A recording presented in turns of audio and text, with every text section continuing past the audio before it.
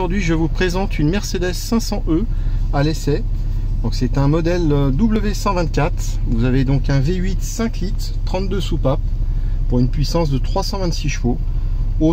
Une des autos les plus rapides en son époque et aussi très luxueuse. Nous sommes bien dans une Mercedes, donc vous voyez toute l'instrumentation de bord. Donc avec un compteur gradué jusqu'à 260. Elle dispose encore de sa radio Becker d'origine, qui fonctionne parfaitement bien sûr. Une auto à clé, vitre électrique, boiserie. Auto donc qui dispose d'un petit kilométrage pour ce type d'auto, 84 000 miles, rappelons-le, à peu près 135 000 km. Donc on est dans une Mercedes, c'est très confort l'utilisation, c'est très puissant.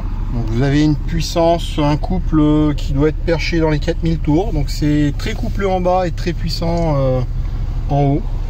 Donc là vous avez vraiment une auto très luxueuse, très silencieuse à conduire, très douce, très coupleuse, vraiment très facile à conduire et très puissante. C'est parti. Donc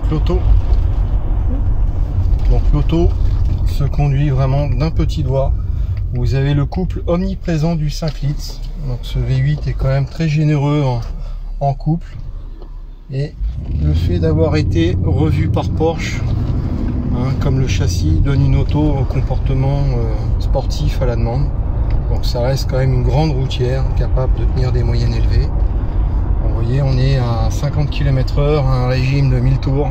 Ça peut être conduit vraiment très calmement ou d'une manière plus sportive. Donc cette auto là, en voyant le combiné compteur, vous voyez donc une température moteur, un niveau d'essence, une pression d'huile, compteur compte-tour. Donc quand même Mercedes était confiant sur la fiabilité de ces motorisations. Vous avez une voiture qui a fait ses preuves, les V8 5 litres Mercedes sont particulièrement endurants, fonctionnent au besoin, toujours avec douceur. Vous voyez, le compteur monte très généreusement. On va se calmer tout de suite. Voilà. Alors c'est des autos, c'était des TGV à l'époque. Et au jour d'aujourd'hui, on a un confort de conduite qui est quand même surprenant. On prend beaucoup de plaisir au volant. C'est très doux, comme je le disais tout à l'heure. On a une boîte automatique, donc 4 rapports avec un mode sportif. On a le reste de l'instrumentation, des vitres électriques, du rétroviseur et de la sono.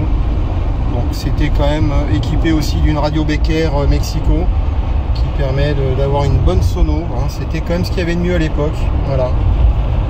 C'est une auto, c'est un futur collector, je pense, à découvrir rapidement. J'ai un prix très bien placé sur cette auto.